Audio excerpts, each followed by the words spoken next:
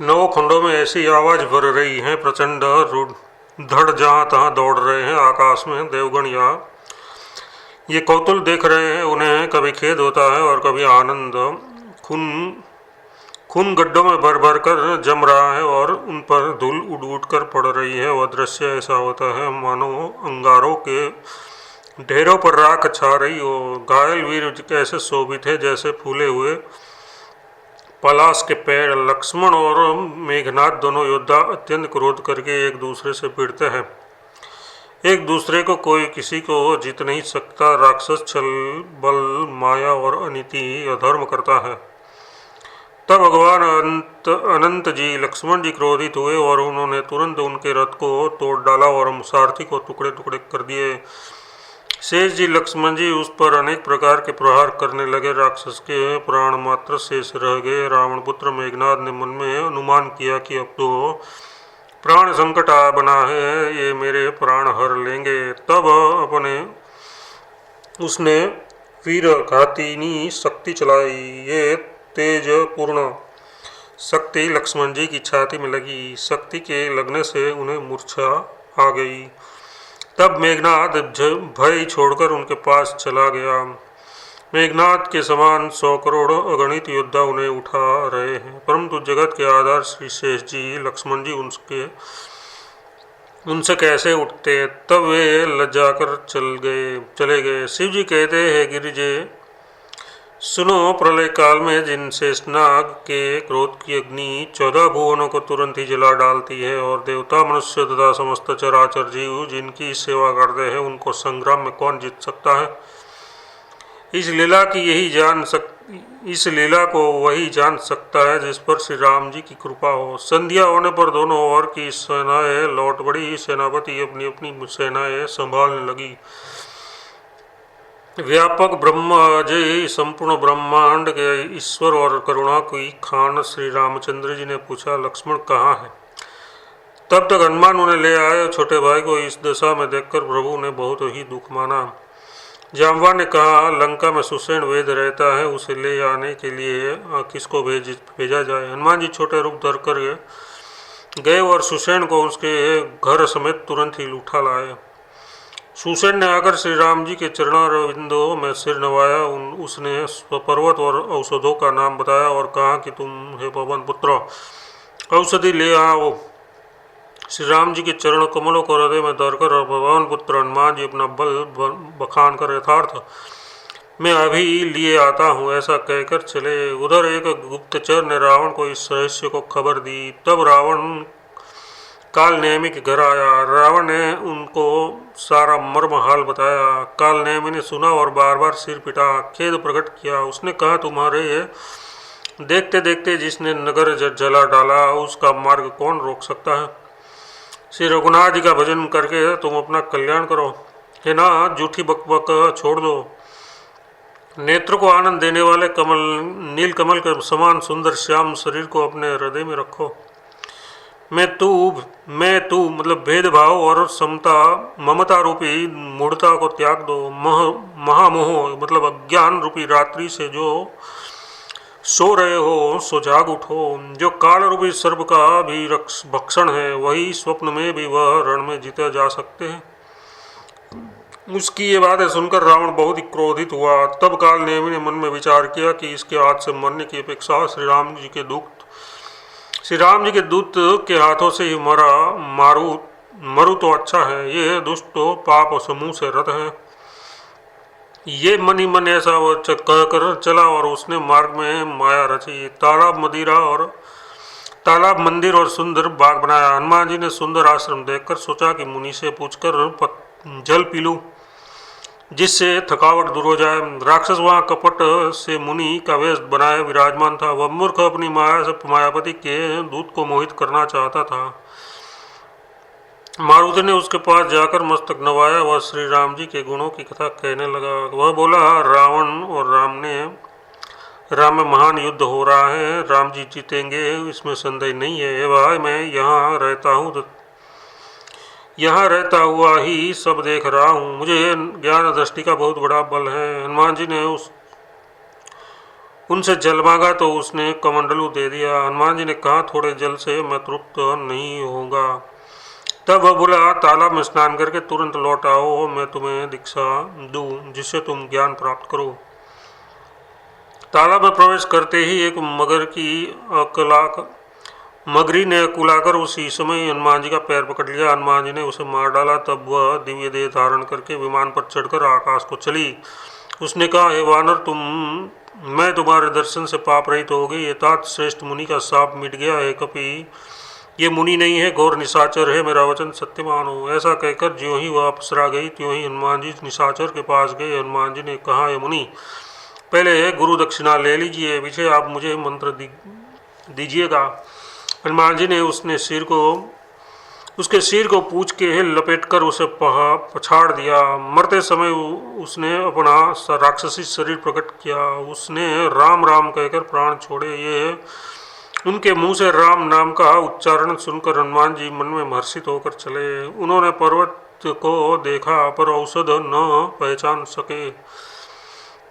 तब हनुमान जी ने एकदम से पर्वत को ही उखाड़ डाल लिया।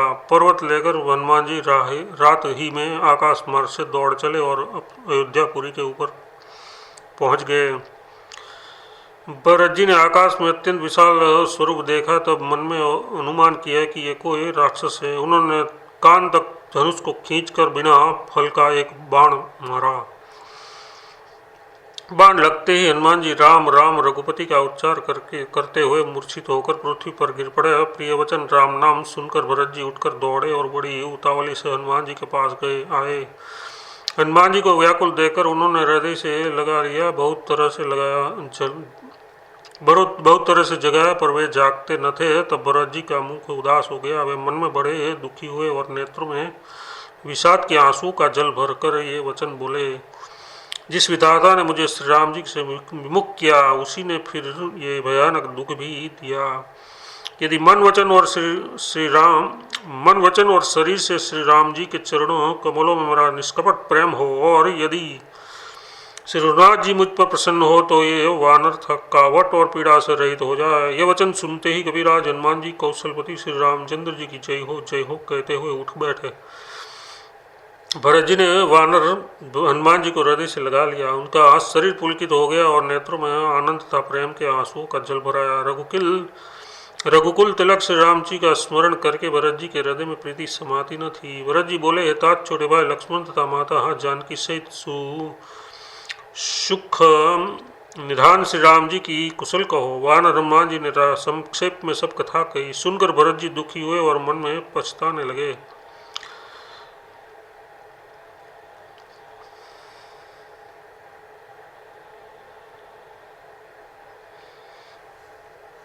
हा देव, मैं जगत में क्यों जन्मा? प्रभु के एक भी काम न आया। फिर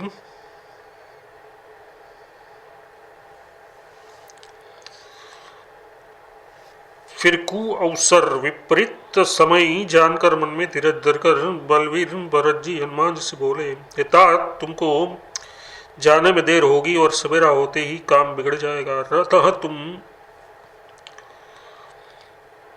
पर्वत सहित मेरे बाण पर चढ़ जाओ, मैं तुमको वहां भेज दूं जहां कृपा के धाम श्री राम जी है। भरत जी की ये बात सुनकर एक बार तो हनुमान जी ने मन में अभिमान उत्पन्न हुआ कि मेरे बोझ से बाण कैसे चलेगा, किंतु फिर श्री राम जी के प्रभाव का विचार करके वे भरत जी के चरणों की वंदना करके हाथ जोड़कर बोले, हे नाथ, हे प्रभु, मैं आपका प्रताप हृदय में रखकर तुरंत चला जाऊंगा। ऐसा कहकर आज्ञा पाकर और भरत जी के चरणों की वंदना करके हनुमान जी चले। भरत जी के बाहुबलशील सुंदर स्वभाव गुण और प्रभु के चरणों में अपार प्रेम की मन ही मन बारंबार सराहना करते हुए मारुति हनुमान जी चले जा रहे हैं। वहाँ लक्ष्मण जी को देखकर श्री राम जी साधारण मनुष्य के अनुसार समान वचन बोले। आधी रात बीत चुकी, हनुमान नहीं आए। ये कहकर श्री राम जी ने छोटे भाई लक्ष्मण जी को उठाकर हृदय से लगा लिया और बोले, हे भाई, तुम मुझे कभी दुखी नहीं देख सकते थे। तुम्हारा स्वभाव सदा से ही कोमल था। मेरे हित के लिए तुमने माता पिता को भी छोड़ दिया और वन में झाड़ा। जाड़ा गर्मी और हवा सब सहन किया। हे भाई वह प्रेम अब कहाँ है? मेरे व्याकुलतापूर्ण वचन सुनकर उठे क्यों नहीं? यदि मैं जानता कि वन में भाई का विछो होगा तो मैं पिता का वचन जिसका मानना मेरे लिए परम कर्तव्य था उसे भी न मानता। पुत्र धन स्त्री घर और परिवार इस जगत में बार बार होते और जाते हैं, परंतु जगत में सहोदर भाई बार बार नहीं मिलता। हृदय में ऐसा विचार कर हे तात जागो। जैसे पंख बिना पक्षी, मणि बिना सर्प और झुंड बिना श्रेष्ठ हाथी अत्यंत दिन हो जाते हैं। कि भाई यदि कहीं जड़ देव मुझे जीवित रखे तो तुम्हारे बिना मेरा जीवन भी ऐसा ही होगा। स्त्री के लिए प्यारे भाई को खोकर मैं कौन सा मुंह लेकर अवध जाऊंगा? मैं जगत में बदनामी भले ही सह लेता कि राम में कुछ भी वीरता नहीं है जो स्त्री को खो बैठे। स्त्री की हानि से इस हानि को देखते कोई विशेष क्षति नहीं थी। अब तो है पुत्र मेरा निष्ठुर और कठोर हृदय ये अपयश और तुम्हारा शोक दोनों ही सहन करेगा। हे तात तुम अपनी माता के एक ही पुत्र और सबके प्राणधार हो। सब प्रकार से सुख देने वाला और परम हितकारी जानकर उन्होंने तुम्हें हाथ पकड़कर मुझे सौंपा था। मैं अब जाकर उन्हें क्या उत्तर दूंगा? हे भाई तुम उठकर मुझे समझाते क्यों नहीं हो? सोच से छुड़ाने वाले श्री राम जी बहुत प्रकार से सोच कर रहे हैं। उनके एक कमल की पंखुड़ियों के समान नेत्रों में विषाद के आंसू को जल बह रहा है। शिव जी कहते हैं वहाँ श्री रघुनाथ जी एक अद्वितीय और अखंड वियोग रहित हैं। भक्तों पर कृपा करने वाले भगवान ने लीला करके मनुष्य की दशा दिखलाई है। प्रभु के लीला के लिए किए गए प्रताप को कानों से सुनकर वानरों के समूह व्याकुल हो गए। इतने में ही हनुमान जी आ गए। जैसे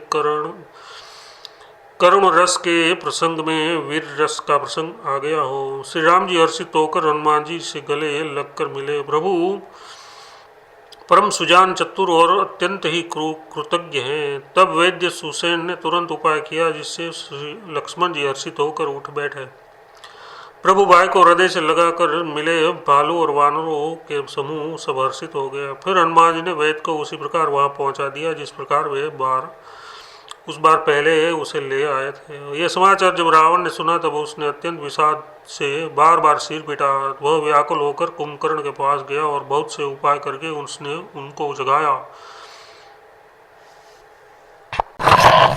कुंभकर्ण जगा उठ बैठा। वहाँ कैसा दिखाई देता है मानो स्वयं काल ही शरीर धारण करके बैठा हो।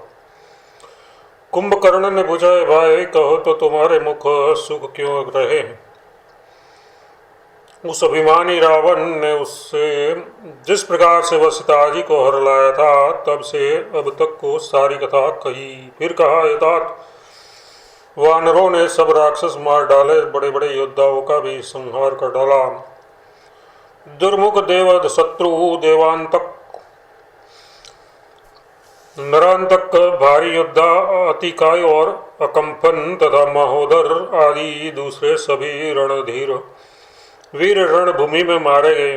तब रावण के वचन सुनकर कुंभकर्ण बिलक कर दुखी होकर बोला, अरे मूर्ख जगत जननी जानकी जी को हर लाकर अब तू कल्याण चाहता है। हे राक्षस राज, तूने अच्छा नहीं किया, अब आकर मुझे क्या जगाएगा? हे तात, अब भी अभिमान छोड़कर श्री राम जी को भजो तो कल्याण होगा। हे रावण, जिनके मनुमान सरीखे सेवक है वे रघुनाथ जी क्या मनुष्य है? हाय भाई, तूने बुरा किया जो पहले ही आज मुझे ये हाल नहीं सुनाया, जो पहले ही आकर मुझे नहीं सुनाया।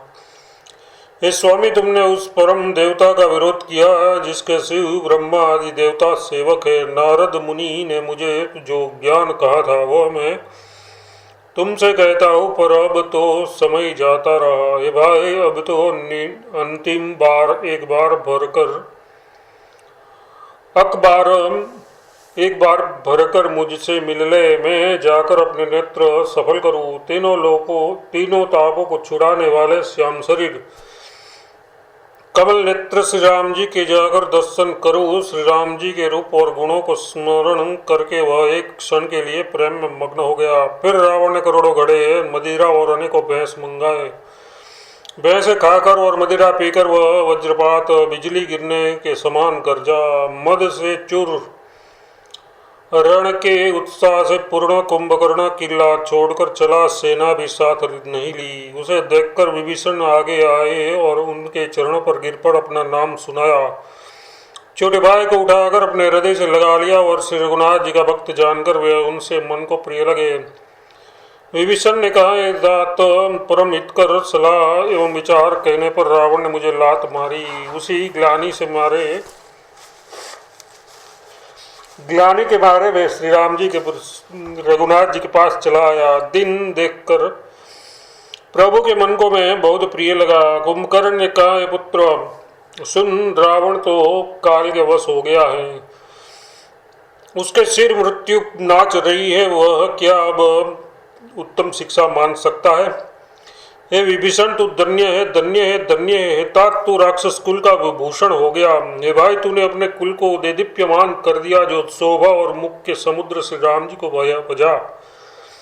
मन वचन और कर्म से कपट छोड़कर रघुधीर रणधीर श्री राम जी का भजन करना।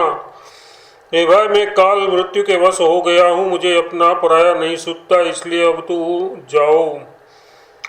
भाई के वचन सुनकर विभीषण जी लौट गए और वहां आए जहां त्रिलोकी के भूषण श्री राम जी थे। विभीषण ने कहा, नाथ, पर्वत के समान विशाल देह वाला रणधीर कुंभकर्ण आ रहा है। वानरों ने जब कानों से इतना सुना तब वे बलवान किलकिलाकर हर्ष ध्वनि करके दौड़े। वृक्ष और पर्वत उठा ले और क्रोध से दांत कटकटा गए उन्हें से ऊपर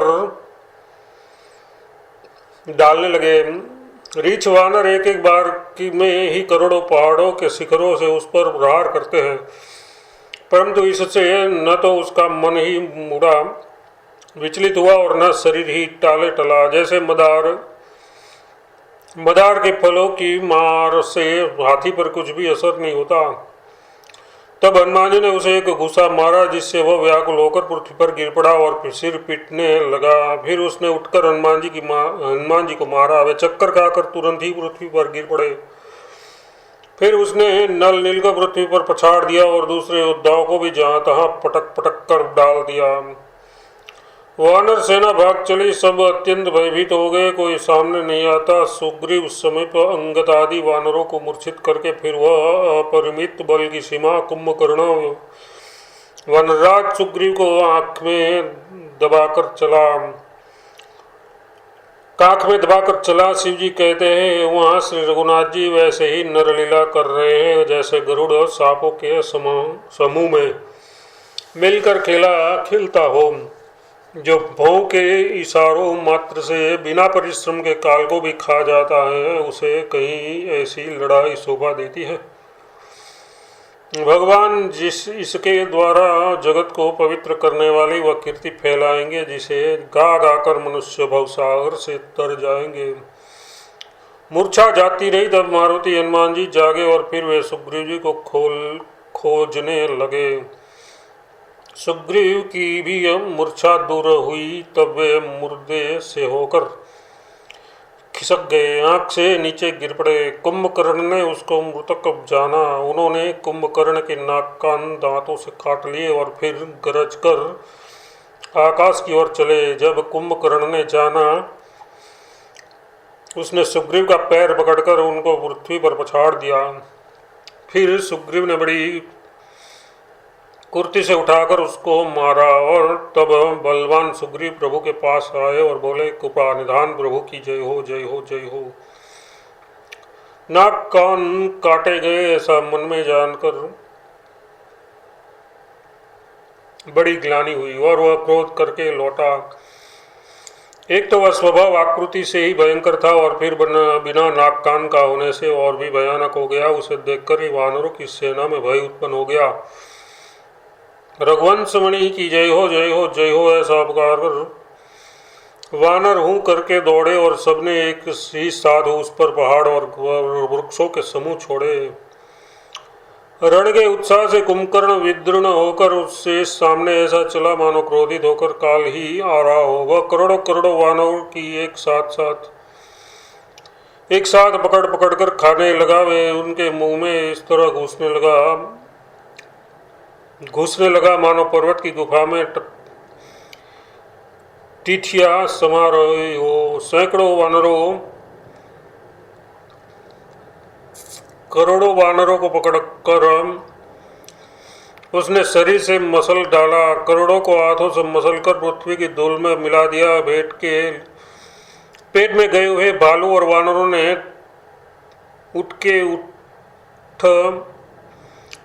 ठक उसके मुख कान और कानों की राह से निकल कर भाग रहे हैं। रण के मत राक्षस कुंभकर्ण इस प्रकार गर्वित हुआ मानो विधाता ने उसको सारा विश्व अर्पण कर दिया हो और उसे वह ग्रास कर जाएगा। सब योद्धा भाग खड़े हुए। वे लौटिए भी नहीं। लौटते आंखों से उन्हें सूझ नहीं पड़ता और पुकारने से सुनते नहीं। कुंभकर्ण ने वानर सेना को तितर बितर कर दिया। ये सुनकर राक्षस सेना भी दौड़ी। श्री रामचंद्र जी ने देखा कि अपनी सेना व्याकुल है और शत्रु की नाना प्रकार की सेना आ गई है। तब कमल नयन श्री राम जी बोले, हे सुग्रीव, हे विभीषण और हे लक्ष्मण, सुनो, तुम सेना को संभालना। मैं इस दुष्ट के बल और सेना को देखता हूँ। हाथ में सांग धनुष और कमर में तरकस सजगर श्री रघुनाथ जी सेना शत्रु सेना को दलन करने वाले प्रभु ने पहले तो धनुष का टंकार किया, जिसकी भयानक आवाज सुनते ही शत्रु दल बहरा हो गया। फिर सत्य प्रतिज्ञ श्री राम जी ने 1,00,000 बाण छोड़े। वे ऐसे चले मानो पांख वाले काल सर्प चले हो। जहां तहां बहुत से बाण चले, जिससे भयंकर राक्षस योद्धा कटने लगे। उसके चरण, छाती, सिर और भुजदंड कट जा रहे हैं। बहुत से वीरों के 100 टुकड़े हो गए जाते हैं।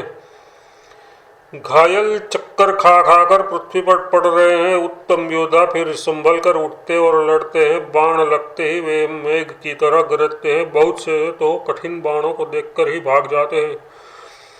बिना मुंड मतलब सिर के प्रचंड रुंड धड़ दौड़ रहे हैं और पकड़ो पकड़ो, मारो मारो का शब्द करते हुए या चिल्ला रहे हैं। प्रभु के बाणों ने क्षण मात्र में भयानक राक्षसों को काट कर रख दिया। फिर वे सब बाण लौटकर श्री राम जी की तरकस में घुस गए। कुंभकर्ण ने मन में विचार किए कि देखा कि श्री राम जी ने क्षण मात्र में राक्षस सेना का संहार कर डाला। तब वह महाबली वीर अत्यंत क्रोधित हुआ और उसने गंभीर सिंहात किया। वह क्रोध करके पर्वत उखाड़ लेता है और वहां भारी भारी वानर योद्धा होते हैं वहां डाल देता है। बड़े बड़े पर्वतों को आते देखकर प्रभु ने उनको बाणों से काट कर धूल के समान चूर चूर कर डाला। फिर श्री रघुनाथ जी ने क्रोध करके धनुष को तान कर बहुत से अत्यंत भयानक बाण छोड़े। वे बाण कुंभकर्ण ने शरीर में घुसकर पीछे से इस प्रकार निकल जाते हैं उनका पता नहीं चलता। जैसे बिजलियां बादल में समा जाती हैं। उसके काले शरीर से रुधिर बहता हुआ ऐसी शोभा देता है मानो काजल के पर्वत से गेरू के पनाले बहरा। उसी व्याकुल देखकर रीछ वानर दौड़े। वे जो ही निकट आए त्यों ही वह हंसा और बड़ा घोर शब्द करके गरजा। तब करोड़ करोड़ वानरों को पकड़ कर वह गजराज की तरह उसे पृथ्वी पर पटकने लगा और रावण की दुहाई देने लगा। ये देखकर रीछ वानरों के झुंड ऐसे भागे जैसे भेड़ियों को देखकर भेड़ों के झुंड। शिव जी कहते हैं, हे भवानी, वानर भालू व्याकुल होकर आर्तवाणी से पुकारते हुए भाग चले। वे कहने लगे, ये राक्षस दुर्भिक्ष के समान है जो अब वानर कुल रूपी देश में पड़ना चाहता है। वानर कुल रूपी देश में पड़ना चाहता है। कृपा रूपी जल के धारण करने वाले मेघ रूप श्री राम, हे खर्ग शत्रु, है शरणागत के दुख हरने वाले, रक्षा कीजिए, रक्षा कीजिए। करुणा भरे वचन सुनते ही भगवान धनुष बाण सुधार कर चले। महाबलशाली श्री राम जी ने सेना को अपने पीछे कर लिया और वे अकेले क्रोधपूर्वक चले आगे बढ़े। उन्होंने धनुष को खींचकर 100 बाण संधान किया। बाण छूटे और उसके शरीर में समा गए। बाणों के लगते ही वह क्रोध में भरकर दौड़ा। उनके दौड़ने से पर्वत डगमगाने लगे और पृथ्वी हिलने लगी। उसने एक पर्वत उखाड़ लिया। रघुकुल तिलक श्री राम जी ने उनकी वह भुजा भी काट दी। तब वह बाएं हाथ में पर्वत को लेकर दौड़ा। प्रभु ने उनकी वह भुजा भी काट कर पृथ्वी पर गिरा दी।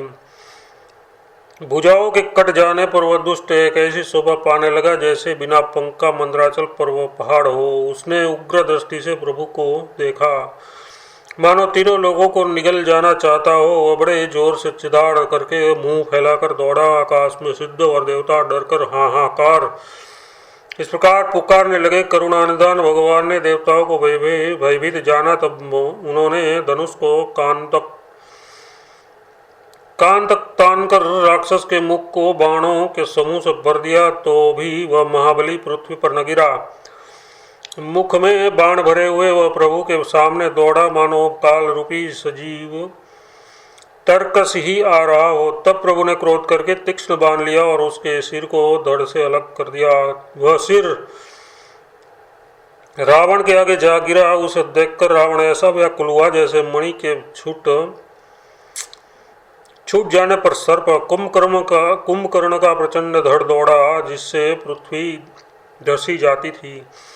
तब प्रभु ने काट कर उनके 2 टुकड़े कर दिए। वानर, भालू और निशाचरों को अपने नीचे दबाते हुए वे दोनों टुकड़े पृथ्वी पर ऐसे पड़े जैसे आकाश में से 2 पहाड़ गिरे हो। उसका तेज प्रभु श्री राम जी के मुख में समा गया। यह देखकर देवता और मुनि सभी ने आश्चर्य माना। देवता नगाड़े बजाते हैं, हर्षित होते और स्तुति करते हुए बहुत से फूल बरसा रहे हैं। विनती करके सब देवता चले गए। उसी समय देवर्षि नारद आए। आकाश के ऊपर से उन्होंने श्री हरि के मुख सुंदर वीर रस युक्त गुण समूह का गान किया, जो प्रभु के मन को बहुत ही भाया। मुनि ये कहकर चले कि अब दुष्ट रावण को शीघ्र मारिए। उस समय श्री राम जी रणभूमि में आकर अत्यंत सुशोभित हुए। अतुलनीय बल वाले कौशलाधिपति श्री राम रघुनाथ जी रणभूमि में सुशोभित है। मुख पर पसीने की बूंदे हैं, कमल के समान नेत्र कुछ लाल हो रहे हैं, शरीर पर रक्त के कण हैं, दोनों हाथों में धनुष बाण फिरा रहे हैं, चारों ओर रीछ वानर सुशोभित है। तुलसीदास जी कहते हैं कि प्रभु की इस छवि का वर्णन शेष जी भी नहीं कर सकते, जिनके बहुत से 1000 मुख हैं।